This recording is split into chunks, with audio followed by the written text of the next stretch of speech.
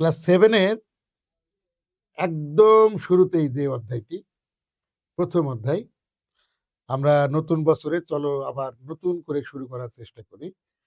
আজকে আমরা যে টপিক নিয়ে কথা বলবো সেই টপিকের প্রথমে চ্যাপ্টারের নামটি জেনে নেই। চ্যাপ্টারটি হলো মূলদ ও অমূলদ সংখ্যা। এটি হলো একদম প্রথম অধ্যায়, অর্থাৎ 1.1 অধ্যায়টি। তো এই অধ্যায়ের প্রথম যে টপিক সেটি হলো বর্গ ও বর্গ সংখ্যা। বর্গ ও বর্গ সংখ্যা। চলো আগে আমরা বিষয়টা ক্লিয়ার হয়ে নিই যে বর্গ সংখ্যা বিষয়টি কি। এই বর্গ সংখ্যা বোঝার আগে আমাদের সংখ্যা সম্পর্কে একটু ধারণা থাকা দরকার। আমরা ইতিমধ্যে ষষ্ঠ শ্রেণীতে শিখেছি যে এক বা একাধিক অঙ্ক মিলে তৈরি হয় সংখ্যা। আমি একটু উদাহরণ দেই বিষয়টি বোঝানোর জন্য।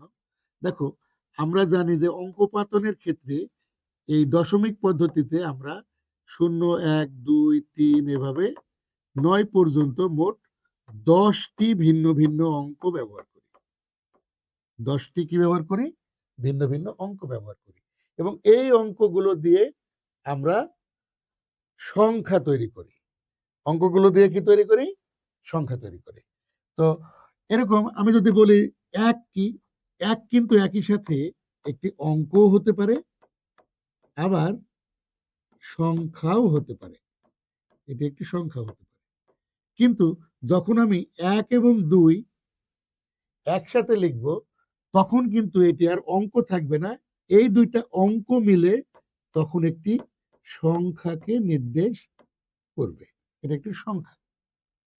তাহলে বর্গ এবং বর্গ সংখ্যা বিষয়টি কেমন?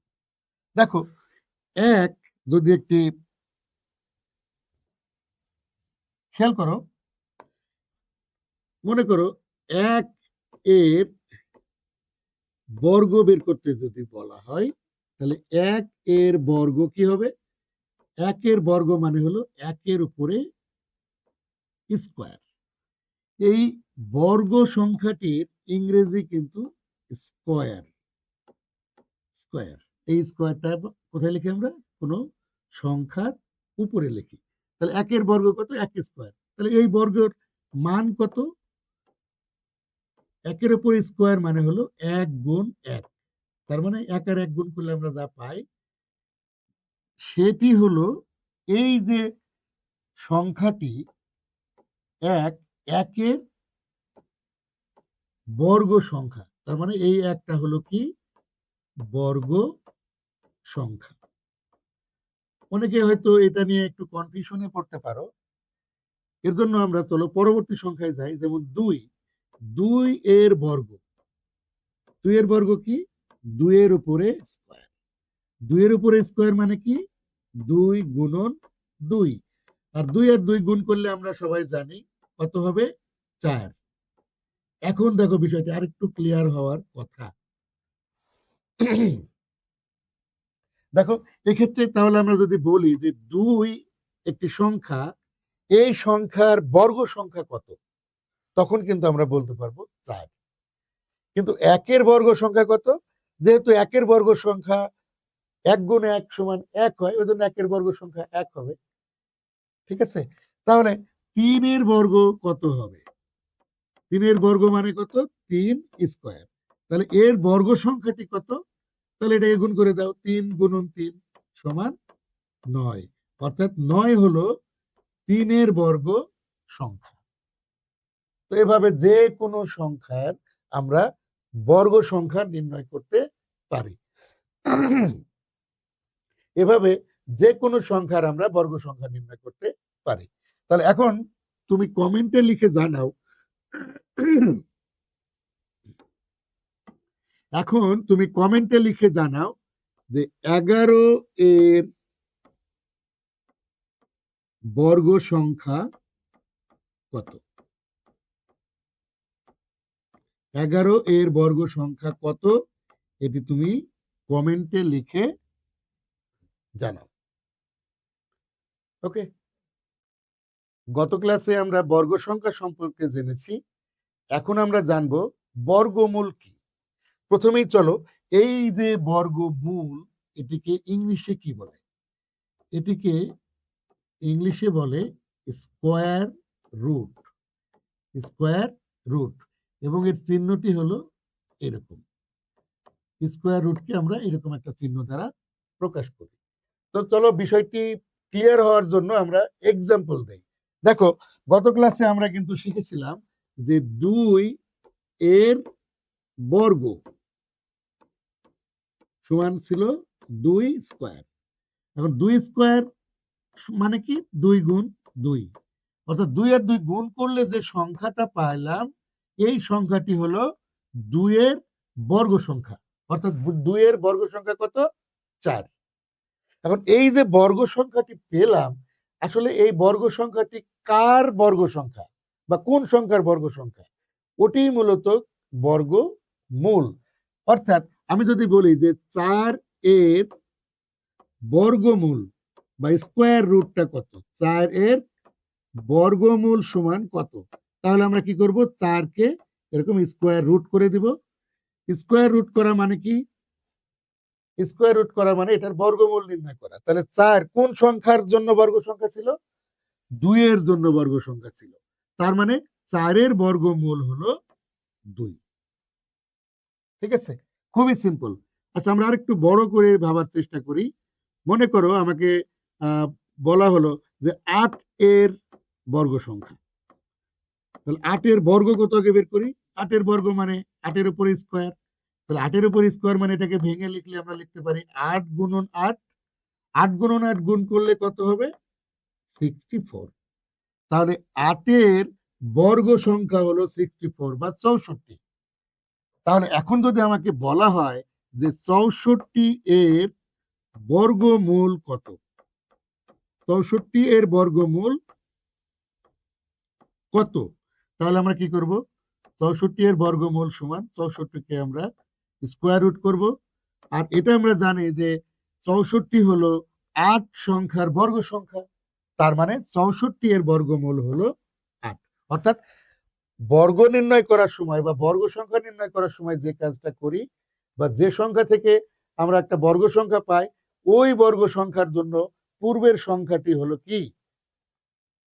বর্গমূল।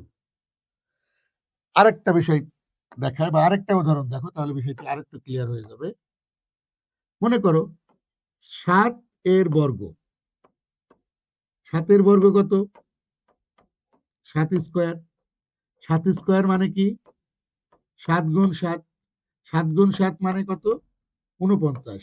অর্থাৎ 49 হলো 7 এর বর্গ সংখ্যা। 49 হলো 7 এর বর্গ সংখ্যা। তাহলে 49 এর বর্গমূল কত? 49 এর বর্গমূল, 49 এর বর্গমূল। তাহলে 49 কে আমরা স্কোয়ার রুট করে দিলাম এবং উত্তর লিখে দেব 7। ওকে, তাহলে তোমাদের জন্য একটা প্রশ্ন হলো 144 এর বর্গমূল কত? 144 এর বর্গমূল কত? এটি সুন্দরভাবে অ্যান্সার করে তোমরা কমেন্টে লিখে জানাও যে 144 এর বর্গমূল কত। এখন আমরা মৌলিক গুণনীয়কের সাহায্যে বর্গমূল নির্ণয় করব। তো মৌলিক গুণনীয়কের সাহায্যে বর্গমূল করার আগে আমাদের এই যে মৌলিক সংখ্যা সম্পর্কে একটু ধারণা রাখা দরকার। আমরা জানি যে যে সংখ্যাকে ওই সংখ্যা এবং 1 দ্বারা ভাগ করা যায়, আর অন্য কোনো সংখ্যা দিয়ে ভাগ করা যায় না, সেই সংখ্যাকে বলা হয় মৌলিক সংখ্যা। আমি আবারও বলি, যে সংখ্যাকে 1 দ্বারা ভাগ করা যায় এবং ওই সংখ্যা দ্বারাই ভাগ করা যায়, অর্থাৎ কেবলমাত্র 2টা সংখ্যা দ্বারা ভাগ করা যায় যে সংখ্যাকে, তা হলো মৌলিক সংখ্যা। ওই 2টা সংখ্যা কি কি? সেই 2টা সংখ্যা হলো ওই সংখ্যা নিজে এবং 1। ঠিক আছে? তো এরকম 1 থেকে 10 পর্যন্ত মৌলিক সংখ্যা হলো 1 থেকে 10 পর্যন্ত মৌলিক সংখ্যা হলো 2, 3, 5 এবং 7। এগুলো হলো মৌলিক সংখ্যা। তো এরকম আরো মৌলিক সংখ্যা আছে। আমরা জানি 1 থেকে 100 পর্যন্ত মৌলিক সংখ্যা আছে, বা 100 থেকে 200 র ভিতরে অনেকগুলো মৌলিক সংখ্যা আছে। এগুলো আমরা ক্রমান্বয়ে প্র্যাকটিস করতে, করতে বের করতে পারবো। এটি একটি অন্য আলোচনা, আমি ওইদিকে গেলাম না। এখন আমাকে মৌলিক গুণনীয়ক, অর্থাৎ এই ধরনের সংখ্যা দিয়ে যে সংখ্যাটা আমরা পাবো, বা যে কোনো একটা সংখ্যাকে ভাঙার পর এইভাবে এই ধরনের সংখ্যাগুলো দিয়ে ভেঙে আমরা বর্গমূল নির্ণয় করব। তো চলো একটা অঙ্ক করি। যেমন দেখো, আমাকে যদি বলা হয় যে 144, যেটি তোমাদের আমি গতদিন জানিয়েছিলাম যে 144 এই সংখ্যাটিকে মৌলিক গুণনীয়কের সাহায্যে বর্গমূল নির্ণয় করো। ঠিক আছে? তাহলে প্রথমে যেটা করতে হবে, 144কে আমাদের ভেঙে নিতে হবে। দেখো, যেহেতু এটি জোড় সংখ্যা, আমরা 2 দ্বারা যদি ভাগ করি তাহলে কত? 72 দুগুণে 144। আবার 72 যেহেতু জোড় সংখ্যা, তার মানে অবশ্যই 2 দ্বারা ভাগ যাবে। তাহলে 2 দ্বারা ভাগ করলে কত পেলাম? 36। 36কে আবার যদি 2 দ্বারা ভাগ করি তাহলে 18 দুগুণে 36। 18কে যদি 2 দ্বারা ভাগ করি 9 দুগুণে 18। কিন্তু দেখো তো, 9 তো বিজোড় সংখ্যা, তার মানে এটিকে আর কি করা যায় না, 2 দ্বারা ভাগ করা যায় না। তাহলে 3 দ্বারা ভাগ করা যায়। 3 দ্বারা ভাগ করলে কত হয়? 3 3 9। তার মানে 144 হলো 2 গুণন 2 গুণন 2 গুণন 2 গুণন 3 গুণন 3। এগুলোকে আমরা কি করব? এই গুণনীয়কগুলোকে, এই মৌলিক গুণনীয়কগুলোকে জোড়া বানিয়ে নেব।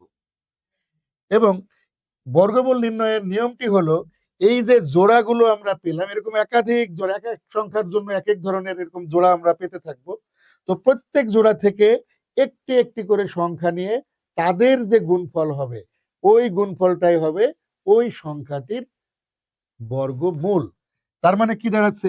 যে অর্থাৎ অর্থাৎ 144 এর 144 এর বর্গমূল সমান 144 এর স্কোয়ার রুট। তাহলে 144 এর স্কোয়ার রুট কত? এই যে প্রত্যেকটা জোড়ায় থেকে যদি আমি একটি করে সংখ্যা নেই, তার মানে কত? 2 গুণন 2 গুণন 3। একটু ভালো করে খেয়াল করো, আমি একটু কালার করে রাখি। দেখো, এখান থেকে একটা নিলাম, এখান থেকে একটা নিলাম, এখান থেকে একটা নিলাম, এই সংখ্যাগুলো আমি গুণ করে দিয়েছি। তাহলে উত্তর হলো কত? 2 দুগুণে 4, 3 4 12। অর্থাৎ 144 এর বর্গমূল হলো 12। এরকম আর একটা সংখ্যা নেই। মনে করো একটি সংখ্যা হলো 441। এখন যদি বলে যে এটিকে মৌলিক গুণনীয়কের সাহায্যে বর্গমূল নির্ণয় করো, তাহলে এই যে 441, এটি যেহেতু একটি বিজোড় সংখ্যা, তাহলে এটিকে আগে দেখতে হবে যে সবচাইতে বিজোড় সংখ্যার মধ্যে সবচাইতে কম যে বা ছোট যে সংখ্যাটি রয়েছে, যেটি মৌলিক সংখ্যা, অর্থাৎ 3 দ্বারা ভাগ করা যায় কিনা। তো তোমরা ইতিমধ্যে হয়তো ক্লাস 6-এ পড়ে এসেছো যে একটি সংখ্যাকে 3 দ্বারা ভাগ করা যায় নাকি যায় না, সেটা একটি সুন্দর ট্রিকের মাধ্যমে আমরা জানতে পারি। তো দেখো, সেই ট্রিকটা কি? যে এই সংখ্যাটির মধ্যে যে অঙ্কগুলো আছে, অঙ্কগুলোকে আমরা জাস্ট যোগ করে দেখব। দেখো এখানে কত? 4 এবং 4, সাথে আছে 1, তাহলে 4 4 যোগ করলে 8, 8 আর 1 কত? 9। এখন দেখো তো, এই 9 কি তুমি 3 দ্বারা ভাগ করতে পারো? অবশ্যই আমরা পারি। 3 তিরিকে 9। তার মানে এই যে 441, এই সংখ্যাটিকেও আমরা কি করতে পারবো? 3 দ্বারা ভাগ করতে পারবো। তাহলে 3 দ্বারা ভাগ করি। তাহলে 3 দ্বারা যদি আমরা ভাগ করি তাহলে কত হয়? 3 একে 3, হাতে থাকলো 1, 4 থেকে 3 বাদ দিলে 1 থাকে হাতে, তাহলে 1 আর 4 14, 3 4 12, 147 হয়। তাহলে 3 147 গুণ করলে হয় 441। এখন এই 147, এটিকেও দেখো যোগ করো, 4 আর 1 5, 5 আর 7 12, তার মানে এটাও 3 দ্বারা ভাগ যাবে। 3 দ্বারা ভাগ করলে কত হয়? 4 বার যদি দেই তাহলে 3 4 12, 14 থেকে 12 বাদ দিলে 2, 2 আর 7 মানে 27, তাহলে 3 9 27। তাহলে এখন এই যে 49, আমি জানি এটা একটি বর্গ সংখ্যা। কার বর্গ সংখ্যা বলো তো? এটি হলো 7-এর বর্গ সংখ্যা। তাহলে 7 দ্বারা ভাগ করো। তাহলে 7 দ্বারা ভাগ করলে 7 7 49। তার মানে কি হলো? 441 এটি সমান কত? 3 গুণন 3 ইন্টু 7 গুণন 7। তাহলে এখন বলো যে অতএব 441 এর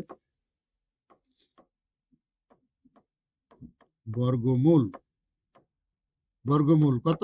এই জোড়ায় থেকে একটা একটা করে নিয়ে নাও। তাহলে আগে বর্গমূলটা লিখে নিই যে 441 এর স্কোয়ার রুট সমান এই জোড়ায় থেকে একটা নেব, এই জোড়ায় থেকে একটা নেব, অর্থাৎ 3 গুণন 7। তা 3 আর 7 গুণ করলে কত? 21।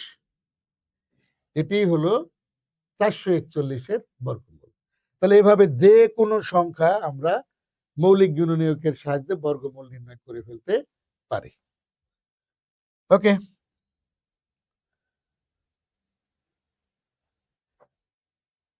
এবার ভাগ প্রক্রিয়ার মাধ্যমে বর্গমূল নির্ণয়। এতক্ষণ আমরা কি শিখছিলাম? মৌলিক গুণনীয়কের সাহায্যে বর্গমূল নির্ণয়। এখন আমরা দেখব ভাগ প্রক্রিয়ার সাহায্যে বর্গমূল নির্ণয়। তো একটা সংখ্যা আমরা নেই 1024, মনে করি একটা সংখ্যা বলা হলো যে 1024-এর ভাগ প্রক্রিয়ার সাহায্যে বর্গমূল নির্ণয় করো। এটার নিয়মটা খুব ভালো করে আমরা খেয়াল করব, কারণ একটা অঙ্ক বুঝতে পারলে এই রিলেটেড যে অঙ্কই দেওয়া হোক না কেন আমরা করতে পারবো। তো প্রথমে এই সংখ্যা নেওয়ার পর সংখ্যার ডান পাশ থেকে, এই যে ডান পাশ থেকে দুটি সংখ্যা মানে দুটি অঙ্কের উপরে এরকম আমরা দাগ দেবো। তাহলে এখানে যেহেতু 4টি অঙ্ক আছে, তাহলে দুটার উপরে এরকম দাগ দিয়ে দেবো। এরপরে এই ডান পাশে একটা দাগ দিব। দেওয়ার পরে দেখো এই যে ডান পাশে আমার হাতের বাম পাশে কত লেখা? 1 আর 0 মিলে তৈরি হয়েছে 10। 10 কি একটি বর্গ সংখ্যা? উত্তর হলো না।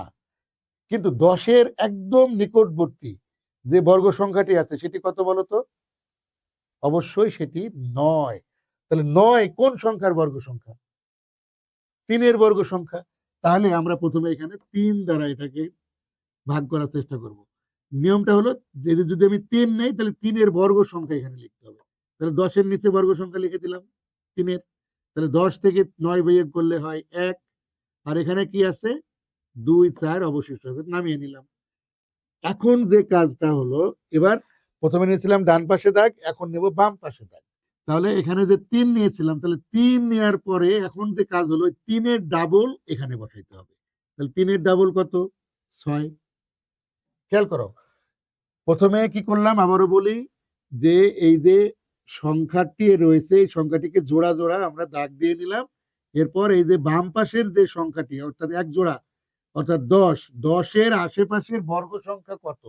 সেটি হলো 9। তাহলে 9 কোন সংখ্যার বর্গ সংখ্যা? 3-এর বর্গ সংখ্যা। তাহলে 3 নিলাম এখানে এবং এই 3-এর বর্গ সংখ্যা লিখে দিলাম নিচে। তাহলে 10 থেকে 9 বিয়োগ করলে কত হয়? 1 হয়। আর পাশে আছে কত? 2 4। তাহলে এখন কত পাইলাম? 1 2 4 বা 124 পেলাম। তাহলে এটা আমরা নিচে নামানোর পরে এই যে আমি 3 নিয়েছিলাম, এখন এই যে বাম পাশে দাগ দিয়ে 3-এর ডাবল সংখ্যাটি লিখবো। তাহলে 3-এর ডাবল সংখ্যা কত? 6। তাহলে এখন আমাকে এমন একটি সংখ্যা এখানে নিতে হবে যে সংখ্যা আমাকে এখানেও লিখতে হবে। খেয়াল করো, প্রথমবার কিন্তু উপরে যে সংখ্যা ছিল বাম পাশে নিচে নামানোর সময় ওই সংখ্যা ডাবল নিলাম, কিন্তু দ্বিতীয়বারে একই সংখ্যা আমার উপরেও নিতে হবে নিচেও নিতে হবে। এরপরে কি করতে হবে? উপরে ওই সংখ্যাটি দিয়ে নিচের সংখ্যাটি গুণ করতে হবে এবং গুণফলটি আমাদের এই নিচে বসাইতে হবে। এই যে এখানে বসাইতে হবে, 124-এর নিচে বসাইতে হবে। তাহলে এখন দেখো কোন কোন সংখ্যা আমরা যদি নেই তাহলে 4 পেতে পারি। তুমি একটু হিসাব করে দেখো, যদি 2 আর 2 আমরা নেই, 2 দুগুণে 4 হতে পারে, অথবা 8 আর 8 নেই, তাহলেও কিন্তু শেষে এই যে একক স্থানীয় অঙ্কটি 4 হতে পারে। তাহলে একটু খেয়াল করে দেখো, আমার আছে 124, এখানে অলরেডি 6 আছে।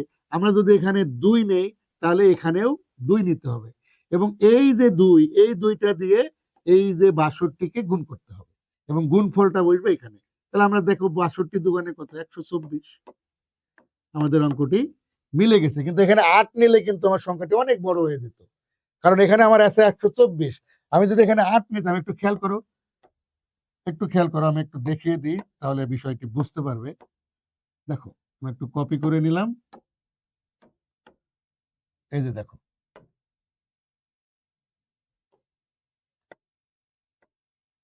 আমি যদি এখানে 8 নিতাম, তাহলে এখানেও আমাকে 8 নেওয়া লাগবে। একটু খেয়াল করে দেখো, তখন আমার সংখ্যাটি কত হয়ে যেত? 8 আর 8 গুণ করে 8 8 64, 4 কিন্তু মিলতেছে। 64 4 হাত থেকে 6, 6 8 48 আর 6 54, 544 হয়ে যেত। কিন্তু দেখো তো আমার এখানে কত আছে? 124 আছে। তাহলে 124 আর 544 তো এক সংখ্যা না। এই কারণেই কিন্তু আমরা এখানে 8 নিতে পারবো না, আমাদের কত নিতে হবে? 2 নিতে হবে।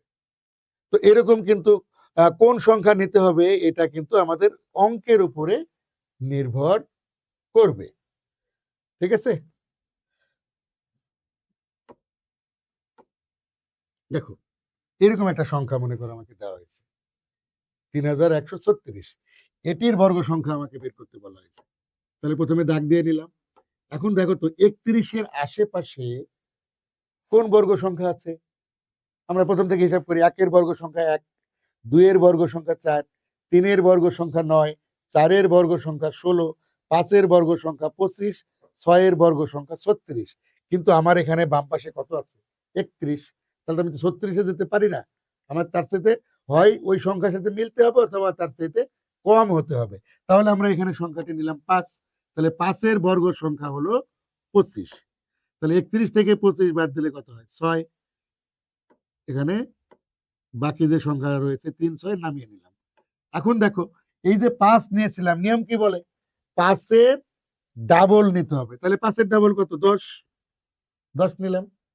এখন দেখো, আমাকে এমন একটা সংখ্যা এখানে এখন নিতে হবে যাতে 6 মিলে। তাহলে কোন কোন সংখ্যা গুণ করলে 6 হতে পারে? একটু খেয়াল করে বলো তো, কোন কোন সংখ্যা গুণ করলে 6 হতে পারে? দেখো তো, 4 আর 4 গুণ করলে কত হয়? 16 হয়। তার মানে একক স্থানীয় অঙ্ক 6 হতে পারে। অথবা 6 আর 6 গুণ করলে 36 হয়। অর্থাৎ এখানেও একক স্থানীয় অঙ্কটি 6 হতে পারে। তার মানে উত্তর আমার অপেক্ষা করতেছে, হয় আমার এখানে 4 নিতে হবে অথবা 6 নিতে হবে। তাহলে আমরা দুইটাই ট্রাই করে দেখতে পারি, অথবা একটু চিন্তা করে নিতে পারি। তো এখানে দেখো, আমার 10 আছে, তাহলে আমি যদি এখানে 6 নেই, তাহলে এখানেও 6 নেওয়া লাগে। 6 নিলে কি হলো? এখানে কিন্তু 106 হয়ে গেছে। তাহলে 6 দ্বারা 106-কে গুণ করতে হবে। তাহলে আমরা জানি 6 6 6 36-এ 6 আর থাকে 3, এখানে যেহেতু শূন্য আছে তাহলে 3টা নেমে আসলো এবং 6 একে 6। তার মানে আমরা লিখতে পারি যে 3136 এর বর্গমূল, আমরা এইভাবে অবশ্যই লিখবো, 3136 এর বর্গমূল সমান 3136, তারপরে বর্গমূল বা স্কোয়ার রুট চিহ্ন দেব, এবং এই যে সংখ্যাটি পেলাম এই সংখ্যাটি এখানে লিখে দেবো। এটাই হলো উত্তর। তাহলে এভাবে আমরা যে কোনো সংখ্যা ভাগ প্রক্রিয়ার সাহায্যে বর্গমূল নির্ণয় করতে পারি।